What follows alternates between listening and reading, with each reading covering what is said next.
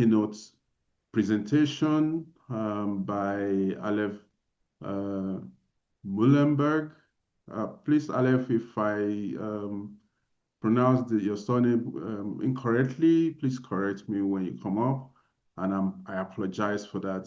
Alef is the founder of Riza and Fundraising for Impact, and is going to be presenting his keynote on corporate impact through partnerships and collaboration. Again, going to hear from Alef on some of the things that are key when it comes to corporate impact through partnerships and collaboration. Alef, thank you so much for joining us at the day 2 of Africa CEO Impact and Sustainability meeting. And we're so appreciative of you for honoring the invitation. Over to you, Alef. Thank you, Sam. And I don't expect you to pronounce my surname correctly. The official pronunciation is Meulenberg, but a lot of people would struggle with that. So Indeed. yeah, normally in South Africa I say Meulenberg, so that's perfectly fine. Yes, thank you for that correction. No, don't stress. I'm going to share a bit of a small presentation. I think it will take about 15 minutes or so, and then we can open for questions/conversation. But in essence, let me share my screen and do this allow.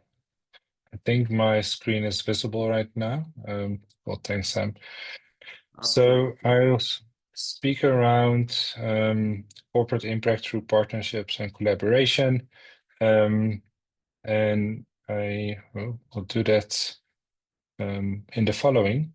So what you can expect from me today is just a brief introduction as to who I am, why this topic is important, what relates directly to the current situation. I'll give some examples of where public-private partnership had really worked, and then I will end off with a parable. I like stories, and I think stories stick where facts normally don't. So let's get into it. So this is one of our clinics, as you can see here, and this is a mobile clinic, so just for interest's sake. As an introduction, my name is Alef Meulenberg. I am originally from the Netherlands. I've been living in South Africa for 14 years now. I have 15 years experience in development. I started Riza at the age of 21. Yeah, so you can do the calculations as to how old I am. I am the founder of Riza Fundraising for Impact, and recently of Vagabond Foundation. And Vagabond Foundation focuses on social inclusion in the Netherlands. I'm also the author of a book called The Overcomers, and a co-author of a book called the book Every Entrepreneur Needs to Read. The Overcomers is a book that I wrote post the looting, the riots and looting, and that happened in large parts of KZN and Gauteng, where we profiled 10 entrepreneurs who were looted and who overcame. And now their business is back up and running. I'm also an Ashoka Fellow. I also have a small preschool at home of 2 children. Those are my kids. And other than that, my background is in economics and philosophy. So I have a master's degree in philosophy and a honors degree in economics, and I'm currently doing my PhD in philosophy. So then why this topic is important? I'll look at first at what is going well, and then I'll look at where I see room for improvement. So what is going well, I think, particularly in the South African context, is that I think we have a strong civil society sector. We have many passionate social entrepreneurs that look at philanthropy and development in a different way. There are many corporates for whom this is not a tick box exercise. They see this as part of their mandate, as part of their values and culture. And there are good government incentives when it comes to BEE, ETI, that stands for Employee Tax Incentive. short-term employment programs like YES, learnerships, or presidential youth employment. Those youth, yeah, I think presidential youth employment. There are a number of programs around short-term job creation that are relevant. And another example is global business services, much less known than the others. But for people who are outsourcing skills from South Africa to other markets in the world, there's an incentive for that as well. So the government is focusing on a number of those things. So that sets the scene well for public-private partnerships or for partnerships in general. Then where I think there's significant room for improvement still is that I think many people in the sector still work in silos. So whether that is across different industries like healthcare or education, or whether that is within an educational sector, there's still lots of silos. One, because there's resource scarcity, so people are afraid that if we partner, that we will lose funding. Also, there's I think a lack of humility in a way that most organizations, and sometimes including ourselves, think that we can do things better than someone else, or rather try to nitpick at what someone else is doing wrong, rather than acknowledging that in some cases other organizations do something much better than you, and maybe you do other things better than them, and there's actually room for collaboration and to create synergy between them, between two entities. So the working in silos, I think, is still room for improvement.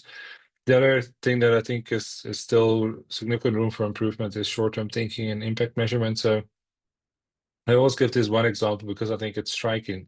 But there was a girl who was from Diepsloot in Joburg, who entered one of our programs at the age of 21. I think she was 21, 2021, in an IT program.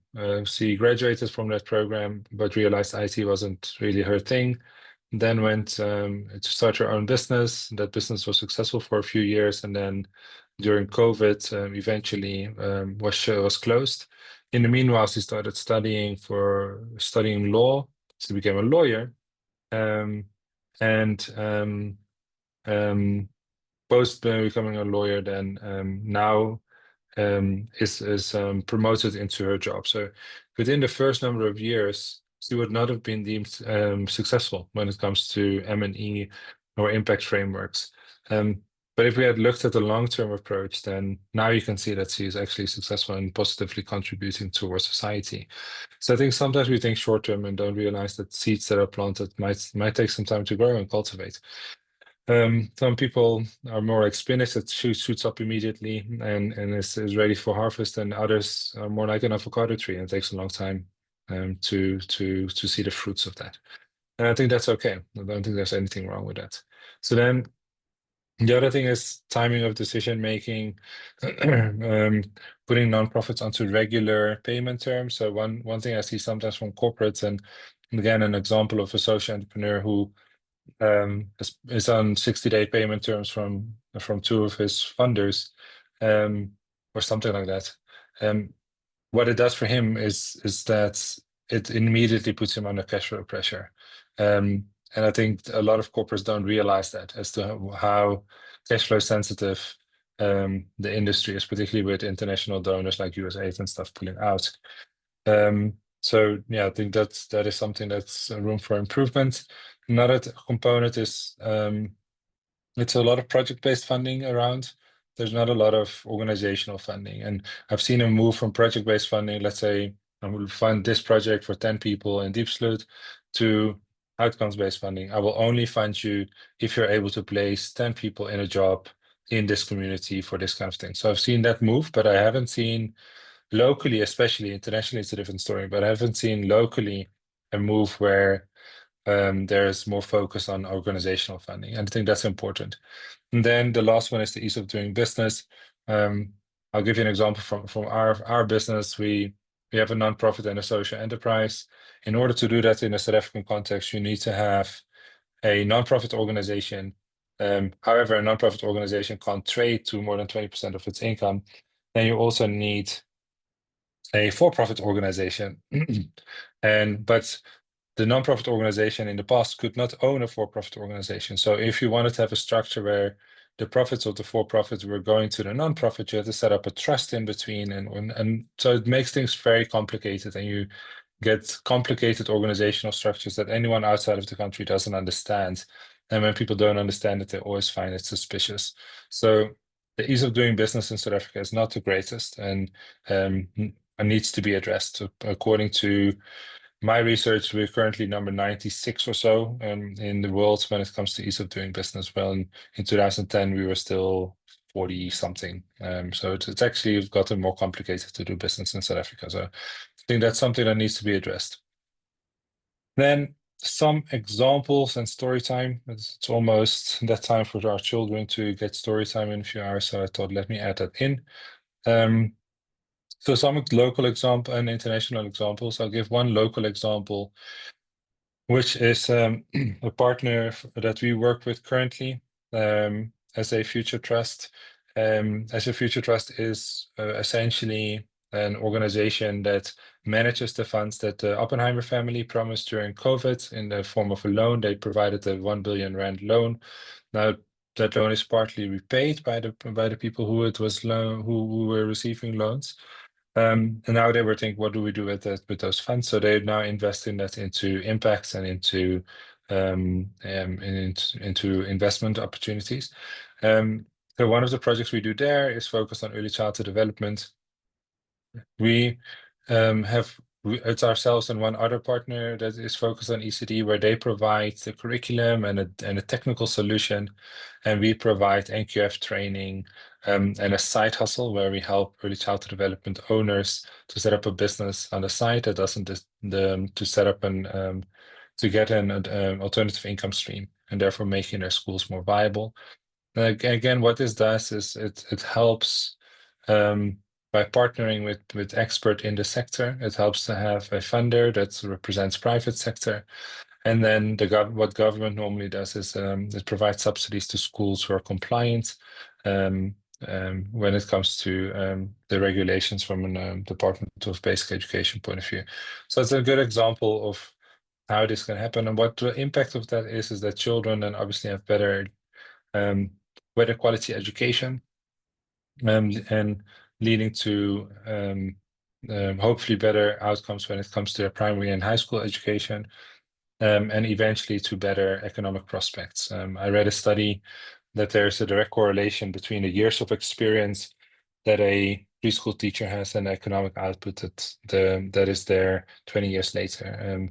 So it just shows how important those early years are. Then a second example, which is a more international example, with an organization called Contribute Foundation.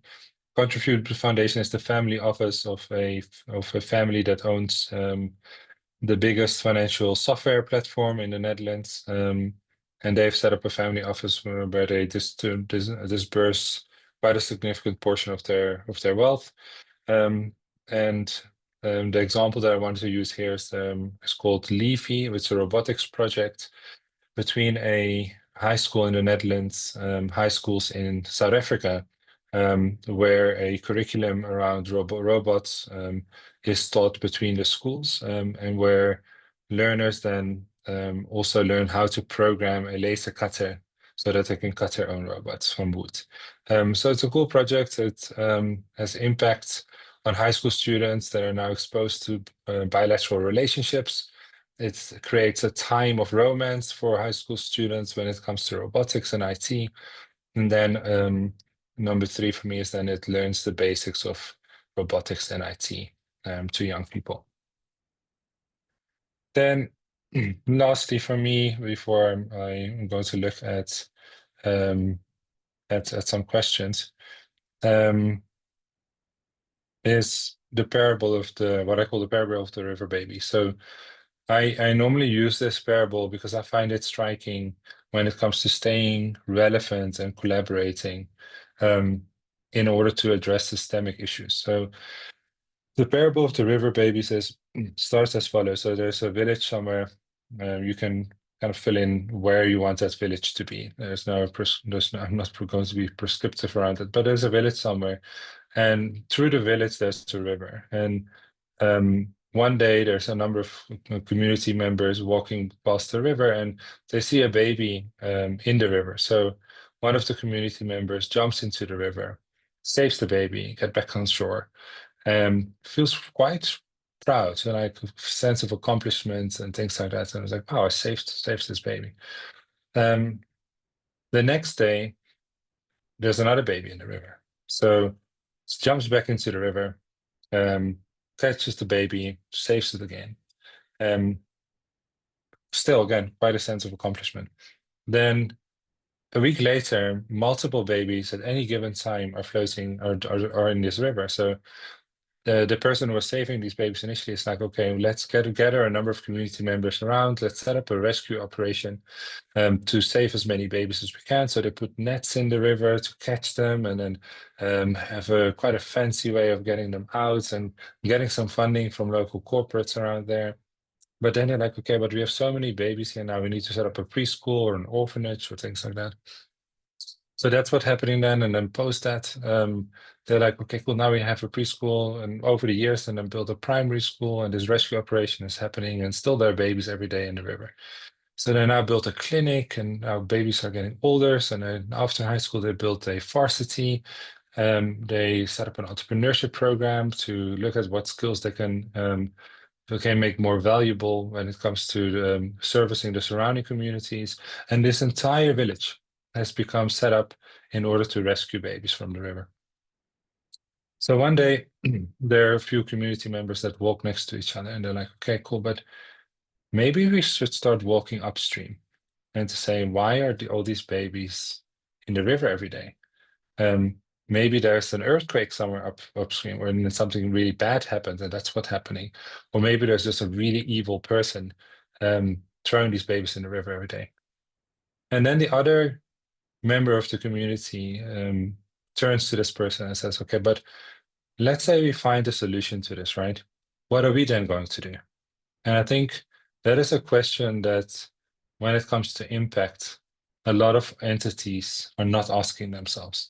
Is that if are we really serious about trying to resolve systemic issues relating to an inequality, lack of access, equity, uh, crime, like the dichotomous nature of our economy? Are we really looking at trying to find solutions? And if we are, then we need to collaborate. Um, but also, are we comfortable asking ourselves the question, and okay, cool, if we do, what are we going to do? Because a lot of our organizations are set up in a way that we are focusing significantly on trying to find cures for symptoms rather than for the root cause. So I normally want to leave that as a thought. There's not per se an answer to it. I'm not trying to put a rhetorical question, but I do think that it's something important for us to ponder on as a sector. Um, and then I'll leave it with that, and with that, I am open for questions or comments where possible. Thank you very much, Aleph. That was very insightful and also, challenging, for many of us to go and think about some of these things and how we can all come together to, contribute or make impact in one way or the other. There's a question from Teresa. Please let me know if you facilitate robotics in ECD. I am further interested in more information regarding developing financial viable ECD centers, side also to enhance their income. Yeah, The key I one can is answer that, developers. Sam. Yes, So please go we ahead. one of the side hustle structures is to provide young people with social franchise opportunities in ECD, and one of the streams there is early tech, so early robotics in ECD. So it is definitely something that we are doing. The program that I highlighted was more robotics towards high schools, but another stream is obviously a lot simpler, but then robotics towards ECDs. Yeah. So Teresa, I can reach out to you over email. I'll send you an email to connect you with the right people. Thank you very much, Aleph. take us through, if you don't mind, some of the things that you do at fundraising for impact. You know, Yeah. it's an interesting phrase, and maybe some of the things you're going to Mm. say are going to help us understand better. Yeah, so I think what I realized after being in the sector for a number of years that a lot of nonprofit organizations struggle with raising funds, and for one reason or the other. And sometimes it's a governance issue, sometimes it's um, not being bold enough to ask, or not building the right networks, or if you have raised funds, not to report in the same way as if you that you were like putting proposals together. So fundraising for impact really helps with that. Is that we help other nonprofit organizations to learn how to raise funds, and sometimes that is by building the right connections, but sometimes that is also by being an advisor around their governance issues or board structures and things like that. So, um, for example, I always say, like, you need to have an independent board, right, as an NGO. But if you don't have the right people on your board, then you might get far with the fundraising point of view. And I normally use the analogy to say, okay, well, if anyone watches soccer, you so like nowadays when someone scores a goal, everyone is happy. People are cheering. Some people are crying because they're so happy. And then 2 seconds later, you hear the referee speaking to the video assistant referee, and he makes this video screen thing. And before people were laughing, they're now crying. And who are crying out of joy, when are now crying out of sadness, especially um, if your team hasn't won anything for a very long time. So the the same applies to governance, right? So if you don't have your governance right, you might actually come to a point where a funder is saying, "Okay, cool, we really like you. We want to fund this. We're now going to do due diligence." Um, and if one of your board members is politically affiliated that you're not aware of, or has posted something on social media 10 years ago that is racist or whatever, or has a criminal background, then where you were already celebrating before, now that video assistant referee comes in and says, wait a minute, this is not going to happen. So that's what we essentially do with fundraising for impact, is we're trying to assist nonprofits and social enterprises to set up properly, to have the right collateral like marketing material, to have the right messaging, and to build the right relationships, but also to retain funders by um, not only sending them a report not only communicating with them twice a year, once when they need money and twice when they need to report on that money, but building authentic relationships. So those are some things that we do. Thank you for that. And do you this service, do you provide it as a paid service or a pro bono? How does it work? Because So again, the I'm the actual interested in that. service is a paid service, but we have master classes a number of times in the year. So ironically, there's one tomorrow in Joburg, um, where a number of funders come and speak, and where a number of experts in the fundraising industry come and speak. So that's what we know. What we normally that is for free, the master classes, but the actual service is a paid service. Please, if you have questions and you want to engage with Aleph, please raise your hand and we would allow you to ask your question. Or if you can make a comment also around some of the things that he has mentioned. And I think if I engage you further, Aleph, as a non-for-profit or social enterprise, you approach a corporate organization, either wanting to access their CSI funding or their ESD funding or whichever funding Mm. that you as an organization feel is appropriate. with some of the rejections, that are very high, and your experience, and how can people get it right? I think a few things. The one for me is is if you people sometimes are when they hear no. Um, so normally what I say when someone says no, it just means not yet, and um, it means that you need to look at why is this rejected, and sometimes it means that there's just no alignment, and then you move on. But sometimes it also just means that the relationship isn't strong enough yet. So then you start working at that relationship, and you can do that through site visits. You could do that through kind of getting to know people, and what makes someone tick. What is really important for the person, not just for the organization, but the person behind the organization. And I think people underestimate that, underestimate the importance of relationship. Um, the other thing is a lot of entities sell what they do now. Say, okay, I have 20 people in a early learning program.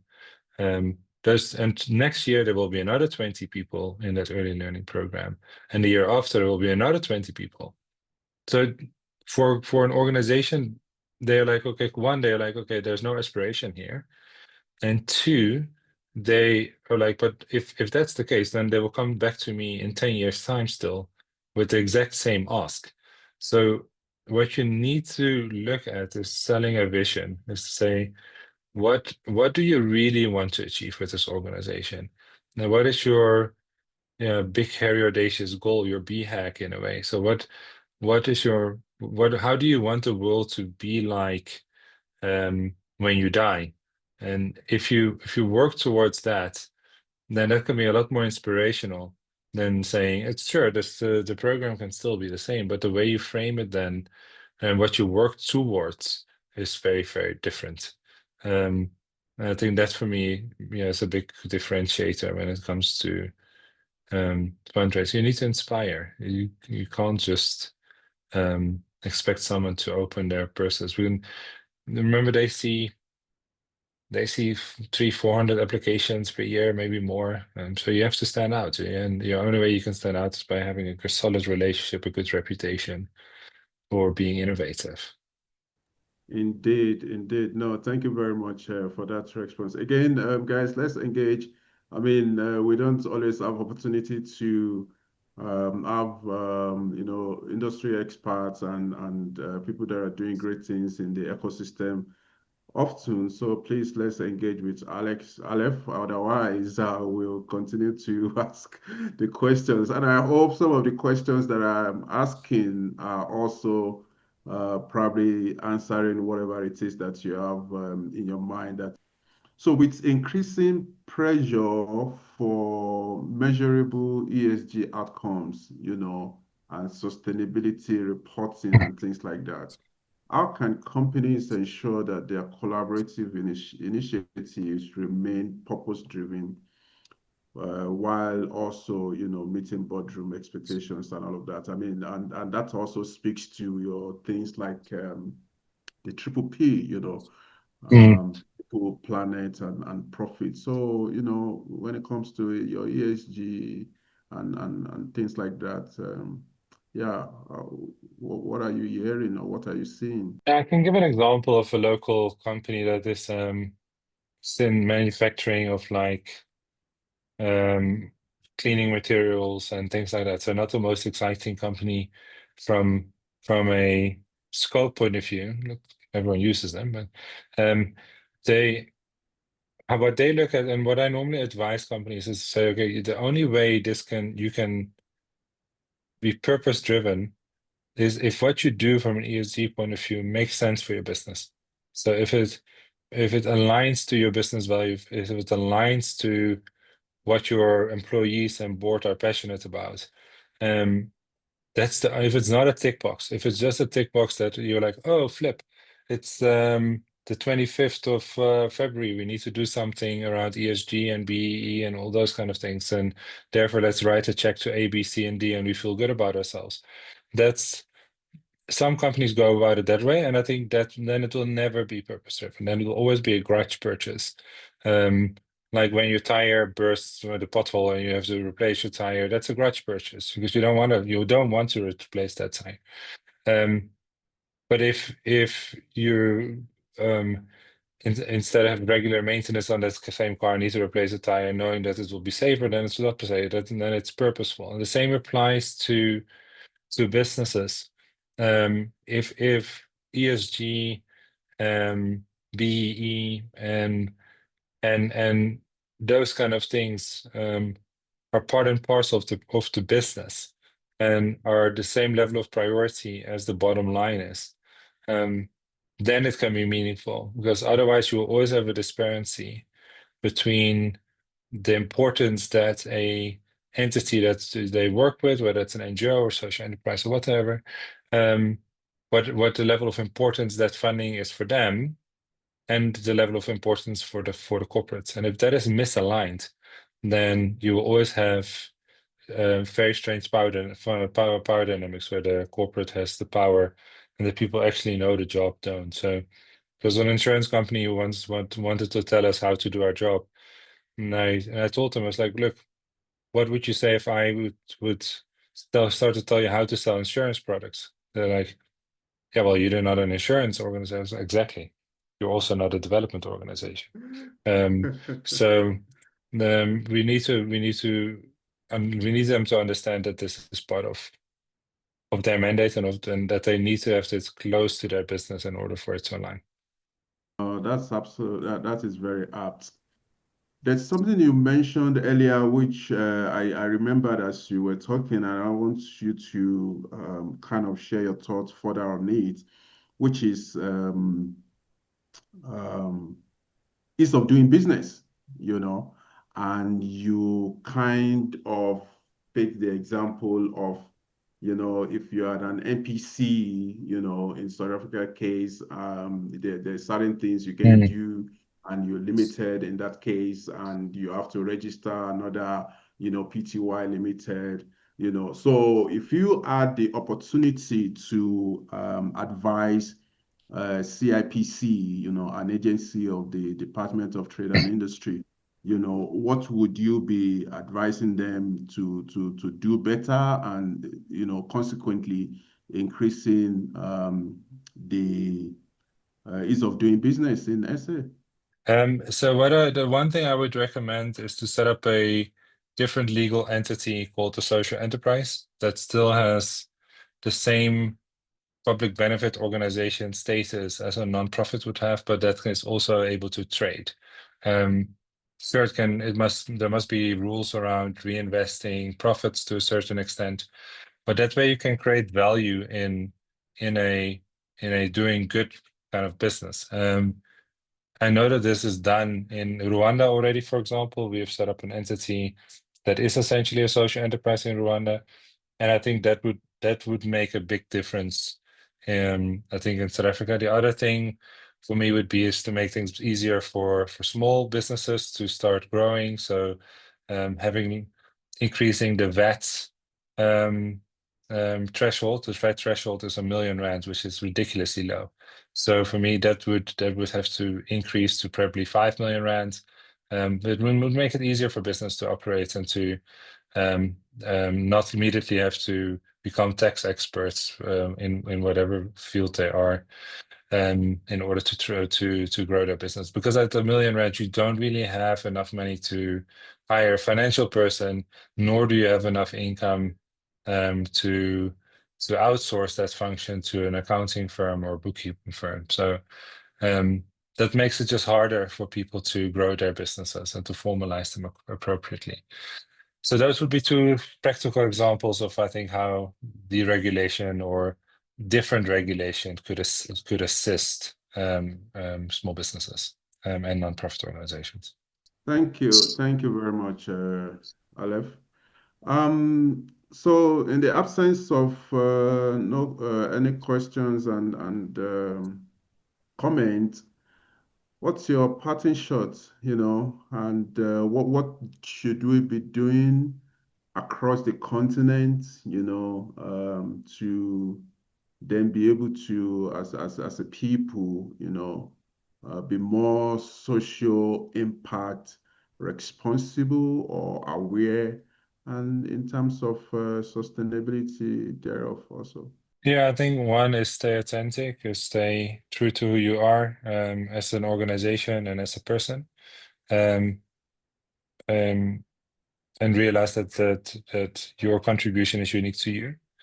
The other is also stay humble, is to realize that whatever you're not good at, someone else is probably much better at, and instead of trying to reinvent the wheel, to rather seek them to partner with you. Because I mean, if they're already good at it and you have to start, they will always have a head start to you. So it doesn't make sense to trying to do something that someone else is already doing much better.